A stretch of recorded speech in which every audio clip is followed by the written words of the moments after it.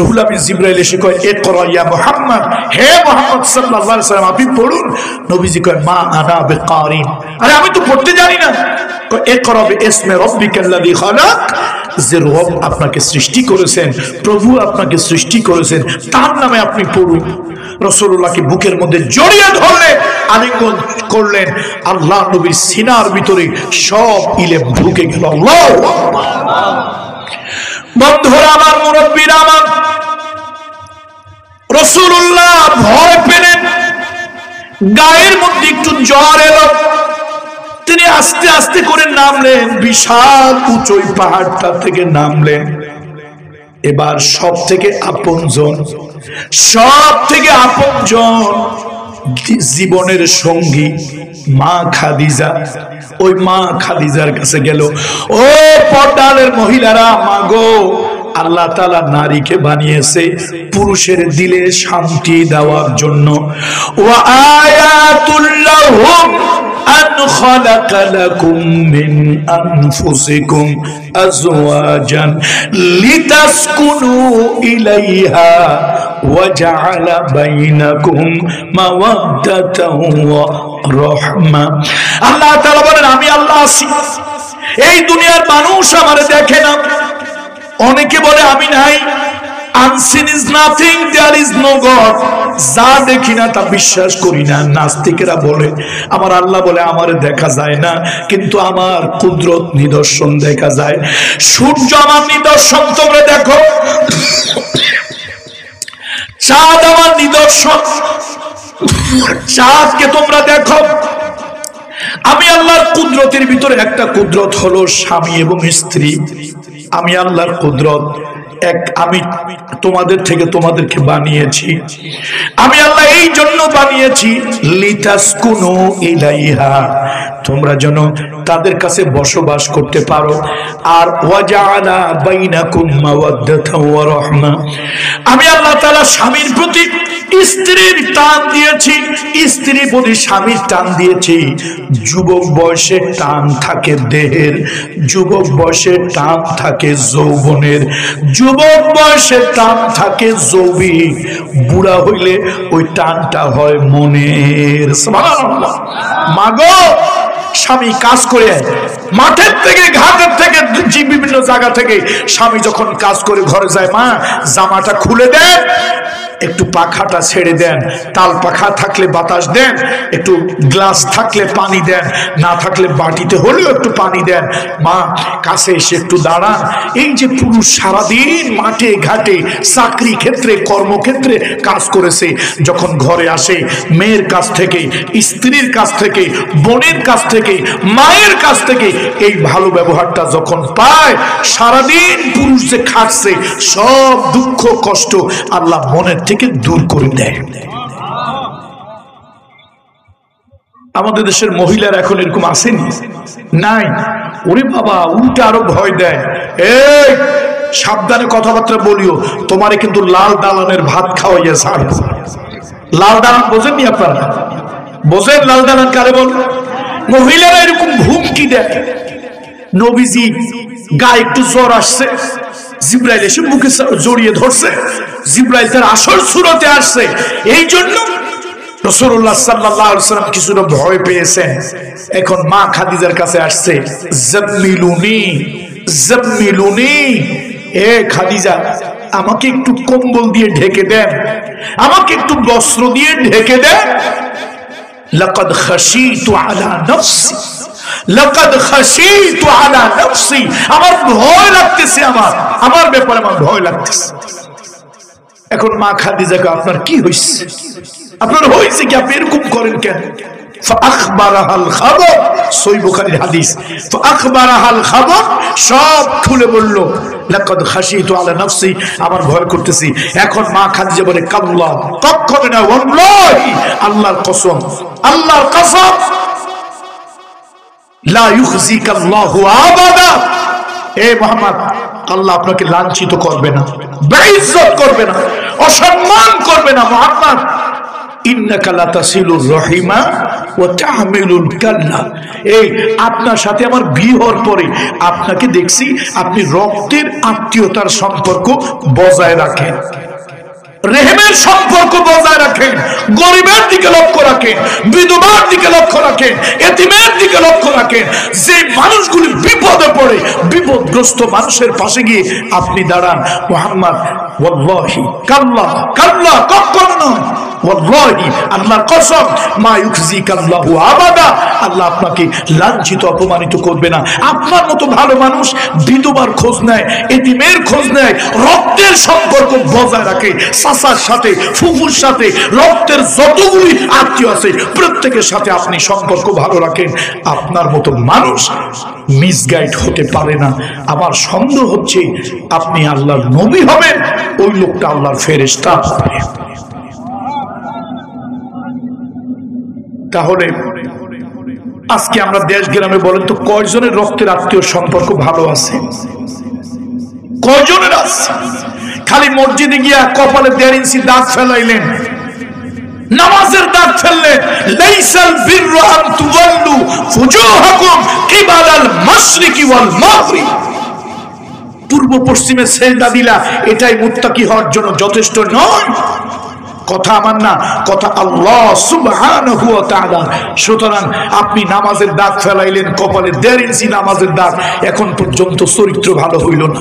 আপনি সালমান এফ রহমানের মতো দাড়ি রাখছেন, কিন্তু আপনি 1 নম্বর একটা বাটপার। কথা ঠিক না? ওরে বাটপার, এই দাড়ি কি নবীজির সুন্নাত না ব্যাংকের গরিবের টাকা মারার ফন্দি? আমার তো মনে হয় সে যদি নবীজির সুন্নত হিসেবে দাড়ি রাখতো, 14-12 যদি ফাঁসির মঞ্চে নেওয়া হইতো, সে বলতো আমি একটা দাড়িতে হাত দেব না, কাটবো না, এটা আমার নবীর সুন্নত। কত বড় বাটপার! ও নিজের চেহারা পাল্টানোর জন্য কি করে ফেলছে? কথা বলে না, কি করে ফেলছে? এত সুন্দর দাড়িটা কাটলো কেমনে? আমার বুঝে আসছে এটা মুমিন মুসলমান না, এটা 1 নম্বর বাটপার, গ্রেট বাটপার। কথা ঠিক কিনা বলে? গরিব মানুষের হাজার হাজার কোটি টাকা ব্যাংকের লোপাট করার জন্য এই বড় লোকরা কেমনে বড় লোক? গরিবের সম্পদ চুরি করে, ডাকাতি করে, এগুলো নিকৃষ্ট। বন্ধুরা আমার, এদের ভিতরে দয়া মায়া মানবতা যদি থাকতো, দেশের টাকা, জাতির টাকা এইভাবে নষ্ট করতো না। তাহলে বলতেছিলাম, আমার মূল বলার উদ্দেশ্য হলো যে এই দাড়িটা ওয়াজিব পর্যায়ের সুন্নত। কোন পর্যায়ের সুন্নত বলেন তো? ওয়াজিব পর্যায়ের সুন্নত, রাসূলুল্লাহর একটা দায়মি সুন্নত। সেই দাড়ি যদি তুমি আদর্শিক কারণে রেখে থাকো, তাহলে কেমনে তুমি সে দাড়িতে হাত দিলে? কেমনে তুমি সে দাড়ি কাটলা? এগুলো হলো বাটপাড়ির লক্ষণ। কথা ঠিক কিনা?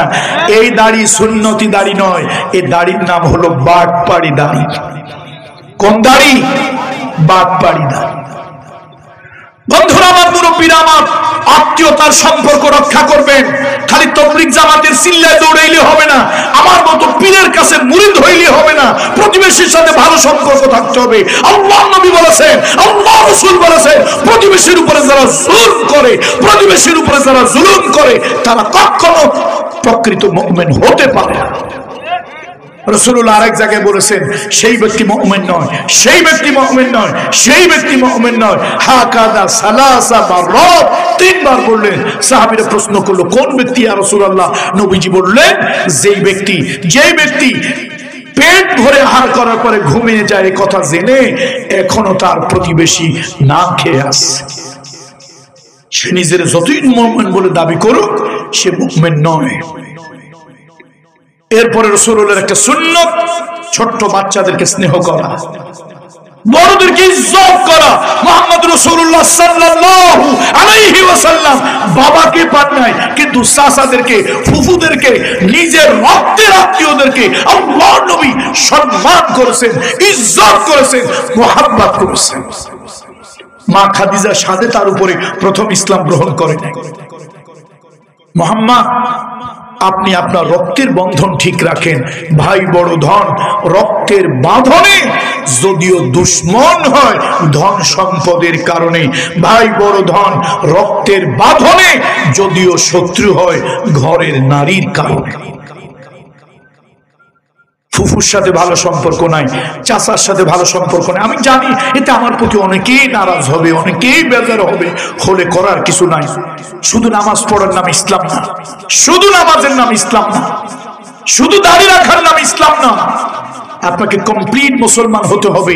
আপনার আচার ব্যবহার চরিত্র, মা খাদিজা মুহাম্মদ রাসূলুল্লাহকে প্রথমেই বলেছিল, এ আবুল কাসেম কাল্লা ওয়াল্লাহি ওয়াল্লাহি মা ইয়াখজিকা আল্লাহু আবাদা, তোমার যে চরিত্র আমি দেখছি, তোমার বউ হইছি 10 বছর আর তোমাকে ব্যবসায়ী কর্মচারী দেখেছি 2 বছর, এই 12 বছরের ভিতরে তোমার যে ব্যবহার, তোমার যে আচরণ, তোমার যে চরিত্র, তোমার যে মানুষের সাথে মানবিক আচরণ, আমি দেখি মুগ্ধ। কখনই তুমি বেইজ্জত হবে না, লাঞ্ছিত হবে না, অপমানিত হবে না। আমার সন্দেহ হইতেছে তুমি আল্লাহর নবী, ওই লোকটা আল্লাহর ফেরেশতা। এই জন্য আসুন, হিলফুল ফুজুলের মাহফিল, সমাজটাকে পাল্টাইতে হলে নিজে আগে ভালো হইতে হবে। সমাজ পরিবর্তন করতে হলে নিজেকে পরিবর্তন করতে হবে। অনেক বাবারা আছেন বড় বড় সুন্দর সুন্দর কথা কয়, 1 নম্বর লুপি। ছেলে পড়াশোনা জানলে বাপের পাঙ্গাস মাছ বল মাছের মতো হা করে থাকে, আমার ছেলেকে কি কি দেবে।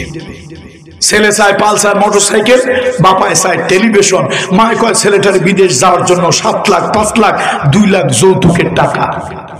এই বাপ মা উচিত ছেলেরে নিয়ে ওই কালীহাতি বাজারের পাশে কোথাও ভাঙ্গা থাল নিয়ে আল্লাহর রাস্তে ভিক্ষা করা ইজ্জতের সম্মানের। কিন্তু মেয়ের বাপের গলায় পাড়া দিয়ে যৌতুক নেওয়াটা সম্মান, ইজ্জতের নয়। আজকে সমাজে যৌতুক আছে, সমাজে মাদক আছে, বড়দের সম্মান নাই, ছোটদের স্নেহ নাই। নবীজি বলেছেন, ছোটদেরকে যারা স্নেহ করে না, বড়দের সম্মান অনুযায়ী যারা ইজ্জত করে না, ফালাইসা মিন্না, তারা আমি নবী মুহাম্মদুর রাসূলুল্লাহর দলভুক্ত, উম্মতভুক্ত নয়। এই বাবাজিরা, মুরব্বীরা, আপনাদেরকে বলি, এই সুন্নতটা আজকের এই বলে টেকরাটি পিসাব বা পীরজাদা যাই বলেন, আমি নিজেকে বড় করতে চাই না, ছোটই করি। এই মৃত্যু পর্যন্ত আমলটা মনে রাখবেন। নিজের বাচ্চা হোক, শত্রুর বাচ্চাও যদি হয়, বাচ্চা ছেলেদেরকে স্নেহ করবেন, স্নেহের দৃষ্টিতে তাকাবেন। রাসূলুল্লাহ সাল্লাল্লাহু আলাইহি ওয়াসাল্লাম এই জায়গায় আতর নিতেন, এইখানে। কারণটা কি? আমরা তো আতর এখানে নেই, নবী এখানে নিতেন কেন? নবী এখানে আতর নিতেন, বাচ্চা ছেলেদেরকে পেলেই নবী আগে সালাম দিতেন। রাসূলুল্লাহ আগে সালাম দিতেন, বাচ্চার সাথে একটু হাসি মুখে, মুস্কি মুখে কথা বলতেন, একটু মাথার উপর দিয়ে হাত বুলাই দিতেন। এই জায়গায় রাসূলুল্লাহর আতর থাকতো। যেই বাচ্চার গায়ে রহমাতুল্লাহ লিল আলামিনের হাতটা পড়তো, 2 দিন 5 দিন 1 সপ্তাহ পর্যন্ত লোকেরা বলতো, এই বাচ্চার গায়ে মুহাম্মদ ইবনে আব্দুল্লাহ হাত পড়েছে। এই যে স্নেহ। বাচ্চারা মসজিদে গেলে অনেকেই রাগ করেন, আরে বাচ্চা যদি মসজিদে প্রস্রাব পায়খানা না করে তো রাগ কেন করবেন? আপনার ঘাড়ের উপর দিয়ে উঠুক। হাসান হোসাইন রাদিয়াল্লাহু তাআলা আনহুমা নবীজি সিজদায় পড়েছে, আবার হাবিবে কিবরিয়ার এই কান পর্যন্ত চুল ছিল, বাবরিটা কান পর্যন্ত ছিল, কখনো কখনো কান পর্যন্ত হতো। নেড়া করে রাসূলুল্লাহ সাল্লাল্লাহু আলাইহি ওয়াসাল্লাম চুল রাখেননি। হালক কাসাব এগুলো উমরার ব্যাপার, হজের ব্যাপার। রাসূলুল্লাহ স্বাভাবিক চুল ছিল কান পর্যন্ত অথবা কাঁধ পর্যন্ত। হাসান হোসাইন রাদিয়াল্লাহু তাআলা আনহুমা নবীজির পিঠে উঠতেন, সিজদায় পড়েছে। রহমতের নবী, দো জাহানের বাদশা সিজদায় পড়েছে, তার চুল ধরে নাতি হে গোড়াহাট বলতেছে। ফাতেমা রাগ হচ্ছে, আলী রাগ হচ্ছে, চোখ রাঙানি দিচ্ছে। নবীজি নামাজ শেষ করে বলেছেন, খবরদার, ওরা আমার কলিজার টুকরা, ওদেরকে কোনো ব্যথা দিবে না। মসজিদে নববীতে রাসূলুল্লাহ সিজদায় পড়ে আছে, ছোট্ট বাচ্চা গিয়ে কাঁধের উপরে উঠছে। জিবরাইল এসে বলছে, ইয়া রাসূলুল্লাহ, মাথা উঠাবেন না, সিজদা থেকে মাথা উঠাবেন না, যতক্ষণ পর্যন্ত তৃপ্তি হয়ে নিচের থেকে নেমে না যাবে ততক্ষণ মাথা উঠাবেন না। তুরস্কের মসজিদগুলোতে লেখা থাকে, তুরস্কের মসজিদগুলোতে লেখা থাকে, যদি মসজিদের পিছনের কাতার থেকে হাসাহাসি কিলাকিলি গুতোগুতির আওয়াজ না পাও, পরবর্তী প্রজন্মের ব্যাপারে ভয় পাও, তোমার পরবর্তী প্রজন্ম বেনামাজি হবে। ছোট্ট বাচ্চারা আসুক, মাথার উপরে উঠুক, ঘাড়ের উপরে উঠুক, যা ইচ্ছা তাই করুক, শুধু প্রস্রাব পায়খানাটা না করলেই হয়েছে। এখন প্রশ্ন হলো, ওরা এরকম করলো তো নামাজ ছুটে যাবে। ভাই, আপনার নামাজটা যদি কাঁচের গেলাসের মতো এত নরম হয় যে নামাজ ছুটে যাবে, এই নামাজ দিয়ে আপনি জাহান্নাম থেকে নিজেরে বাঁচাবেন কেমনে? রাসূলুল্লাহ সাহাবীদের নামাজ কেমন ছিল? আনতা'বুদাল্লাহা কাআন্নাকা তারাহু ফাইন লাম তাকুন তারাহু ফাইন্নাহু ইয়ারাক। কারো শরীর থেকে যদি রক্ত বের হয়ে গড়িয়ে পড়ে, কারো শরীর থেকে যদি রক্ত বের হয়ে গড়িয়ে পড়ে, তাহলে তার ওযু ভেঙে যায়। যুদ্ধের ময়দানে সাহাবীদের এরকম তীর লেগেছে, এরকম আঘাত খেয়েছে যে কোনোভাবে ধরতে পারছে না, নামাজে দাঁড় করিয়ে দিয়েছে, সব ভুলে আল্লাহর দিকে মোতাওয়াজ্জু হয়ে আছে, পাও থেকে তীর খুলে ফেলেছে, সাহাবী তীরই পায়নি। ওইটা হলো জাহান্নাম থেকে বাঁচার নামাজ। আপনি আমি যা করি এটা নামাজ না, এটা আওয়াজ।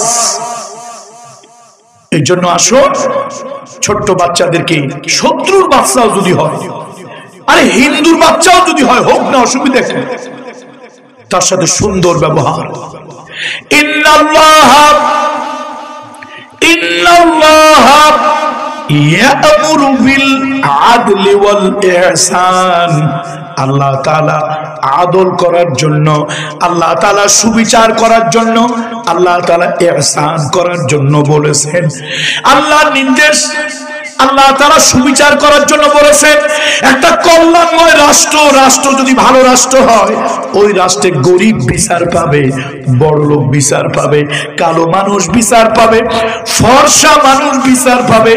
যেই রাষ্ট্রের দল দেখে বিচার হয়, যেই রাষ্ট্রে ধন দৌলত দেখে বিচার হয়, ওই রাষ্ট্র জালিমের রাষ্ট্র, কল্যাণময় রাষ্ট্র নয়। কথা ঠিক কিনা বলেন? এই যুবক বন্ধুরা, স্কুল কলেজের বন্ধুরা, পড়াশোনা যারা করছো, একটা কল্যাণময় রাষ্ট্র যদি হতে হয়, সর্বপ্রথম সে রাষ্ট্রের নাগরিক তার সুবিচার পাবে, ন্যায় বিচার পাবে, ইনসাফ পাবে। আমার দেশে সুবিচার, ন্যায় বিচার গত 15 বছর, 15.5 বছর শুধুমাত্র দলীয় লোকদের বিচার ছিল, মজলুম লোকদের কোনো বিচার তারা পায় নাই। আল্লামা সাইদি সাহেবের মতো একজন শহীদ, আল্লাহর ওলি, তাকে যুদ্ধ অপরাধী বানিয়ে এরপরে শাহবাগে বিরানি দিয়া, কন্ডম দিয়া, লোকজন রেখে মাসের পর মাস মিছিল দিয়া আদালতের আইন পরিবর্তন করে তাকে ফাঁসির অর্ডার দেওয়া হয়েছিল। 140 জন লোক, 42 জন লোক একদিনে ফাঁসির রায়ের অর্ডার হওয়ার পরে শহীদ হয়ে গেছে। এরপরে তারা আমৃত্যু কারাদণ্ড দিলে তার পক্ষে একজন অমুসলিম হিন্দু সাক্ষী দিতে গেল। আমার দেশ কত জালিম! এই সরকারি কিছু কর্মচারীরা, দলীয় কিছু দালাল গোলামেরা রাষ্ট্রের খায়, রাষ্ট্রের বেতন পায়, আর দলীয় সামসামি করে, সেখান থেকে সেই লোকটাকে চুরি করে, হাইজ্যাক করে পাশের দেশে পুশ ইন করে দিল। শুনুন, আদালতে সুবিচার যদি না থাকে, ওই রাষ্ট্রের রহমত আর বরকত থাকে না।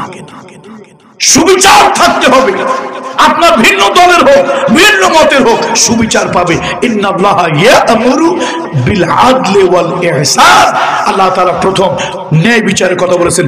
এই গ্রামের মুরব্বীরা, মুরব্বী বাবাজিরা, আল্লাহর জান্নাতে যেতে চান, আল্লাহর আকাশের ছায়া তলে ছায়া পেতে চান, নবীজির হাদিস থেকে বলে যায় 7 শ্রেণীর লোককে আল্লাহ তাআলা আকাশের ছায়া তলে ছায়া দেবেন, আরশের ছায়া তলে ছায়া দেবেন। তার মধ্যে এক শ্রেণী হলো যেই দেশ গ্রামের মুরব্বীরা কোনো বিচার সালিসিতে যাবেন, টাকা পকেটে নিয়ে, টাকার জন্য নয়, দলের জন্য নয়, গোষ্ঠীর জন্য নয়, আল্লাহকে হাজির নাজির জেনে সুবিচার, ন্যায় বিচার যারা করবেন, এই মুরব্বীকে আল্লাহ তাআলা ধরে ধরে কিয়ামতের ময়দানে আল্লাহর আরশের ছায়া তলে আল্লাহ তাআলা তাদেরকে ছায়া দেবেন। ইহসান করার জন্য আল্লাহ বলেছে। ইহসান কি? ইহসান হলো করুণা, দয়া।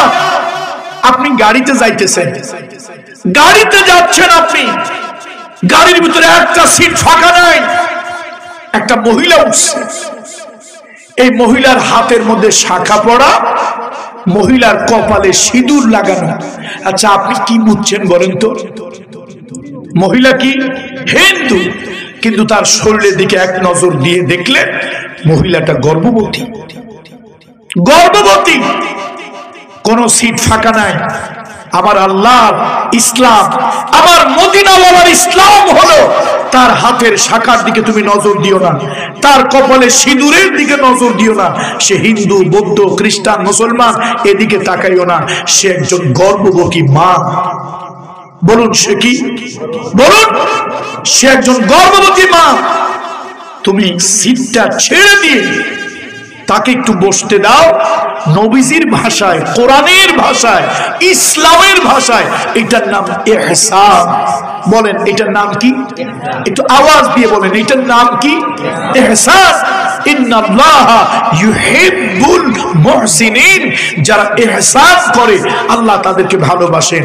ইন্নাল্লাহা ইয়া'মুরু বিল আদলি ওয়াল ইহসান, আল্লাহ তোমাদেরকে সুবিচার করার নির্দেশ দিয়েছে এবং ইহসান করার নির্দেশ দিয়েছে। আপনি গিয়ে দেখলেন পুকুর ঘাটে আসেন, নদীর ঘাটে আসেন, দেখলেন চাচা দাঁড়িয়ে আছে, চাচি আম্মা দাঁড়িয়ে আছে, বয়স্ক মুরব্বীটা দাঁড়িয়ে আছে। আপনি তাকে একটু পানি উঠায় দিলেন, এক বালতি এক কলস পানি উঠায় দিলেন। টয়লেটে মুরব্বী মানুষটা যাবে, আপনি আগে আসেন, চাচা আপনি আগে যান, কাকা আপনি আগে যান, একটু দিলেন। এই মানুষটার প্রতি আপনি ইহসান করলেন। ইসলাম বলে এটা মানবিক কাজ, মানবিক সৌন্দর্য। এটা আল্লাহ তোমাকে এর বিনিময় এত বড় পুরস্কার আল্লাহ দেবে। হাল জাযাউল ইহসান ইল্লাল ইহসান। বলেন আমার সাথে সবাই, হাল জাযাউল ইহসান ইল্লাল ইহসান। এই যে সামান্য একটা ইহসান তুমি করেছো, এই মহিলারে করেছো, চাচাকে করেছো, চাচিকে করেছো, বড় ভাইকে করেছো, একটা বয়স্ক লোককে করেছো, এর বিনিময় আল্লাহ তোমাকে নিজ হাতে উত্তম প্রতিদান আল্লাহ তোমাকে দিবেন। সুতরাং এই সমাজটা আজকে নষ্ট হয়ে গেছে। হিলফুল ফুজুল বড় ভালো লাগছে আমার। এই হিলফুল ফুজুল পারে সমাজটাকে ভালো বানাতে, হিলফুল ফুজুল পারে সমাজ ভালো বানাতে। এই সমাজ পরিবর্তনের জন্য মিছিল দরকার নাই। আরে আমার কথা শোনেন, আমার বাপ লক্ষ লক্ষ মুরিদ ছিল, হাজার হাজার আলেম মুরিদ ছিল আমার বাবা। আমার অন্তত 5 জন শিক্ষক ছিল হিন্দু। ছোটবেলায় আমার আব্বা সব সময় বলতেন, সব সময় বাবা বলতেন, শিক্ষকের কোনো জাত ধর্ম নাই। শিক্ষকের কি নাই? শিক্ষক যে জাতের হোক, যে ধর্মের হোক, শিক্ষককে সম্মান করবেন। আজকে আপনাদের দেশের এই নষ্ট রাজনীতি আর বেয়াদব নেতাগুলি আপনার দেশটার শিক্ষা নষ্ট করেছে, শিক্ষা ব্যবস্থাকে নষ্ট করে দিয়েছে। জোরে বলেন ঠিক কিনা? ওই হাই স্কুলের টিচার আমাদের দলের না, ওটারে ঠেঙ্গা। ওই কলেজের টিচার আমাদের দলের না, ওটারে ঠেঙ্গা। এই শিক্ষাগুলো আসছে কোথা থেকে? এই রাজনীতির উচ্ছৃঙ্খল নেতাদের থেকে এই শিক্ষাটা আমার যুব সমাজ পেয়েছে। বলেন ঠিক কিনা? শিক্ষককে সম্মান করো, হিন্দু হোক, শিক্ষক সম্মানের পূজনীয়। আর একটা কাজ নষ্ট হয়েছে সমাজে, লোকেরা, আমি বলি না, এটা আবার বলবেন না যে আনসারী সাহেব পীরজাদা মানুষ কেমন কথা বললো। এটা লোকেরা বলে সমাজ খাইছে পরিমণি, শিক্ষা খাইছে নুরুল ইসলাম নাহিদ আর দীপুমণি। সমাজটা কে খাইছে? পরিমণি সমাজ খাইছে। মামুনুল হক বউ তো 4টা জায়েজ, কয়টা জায়েজ? আচ্ছা তার দ্বিতীয় বউ হোক, তৃতীয় বউ হোক, 4র্থ নম্বর পর্যন্ত হোক, রিসোর্টে গেছে, জাতিগত অসভ্য বেয়াদব দলীয় শৃঙ্খল কিছু কর্মী গিয়ে কয়টা যে বউ সার্টিফিকেট দেন। আচ্ছা মানুষ কি সার্টিফিকেট হাতে নিয়ে ঘোরে? এই যে মুরব্বী বাবাজিরা যারা আছেন, কে কে বউ নিয়ে যান, সাথে সার্টিফিকেট সাথে করে নিয়ে যান। যদি ওই যমুনার ব্রিজের কাছে গেলে কেউ যদি জিজ্ঞেস করে এটা তোমার বউ কিনা, সার্টিফিকেট কয়জনে নেন? দরকার নেই। কিন্তু পরিমণি বিবাহ হইল পরে, তার পেটে বাচ্চা ঢুকলো আগে, বেবি পাম্প সেটা নিয়ে এসে পেটওয়ালা, সেই যে বাচ্চাওয়ালা পেট নিয়ে ছবি দিল, পেট হইল। আমার দেশের সাংবাদিকরা ন্যূনতম সোশ্যাল কার্টেসি, ন্যূনতম সভ্যতা ভদ্রতা যদি থাকতো তাহলে তারা এই ছবিগুলি পোস্ট করতো না।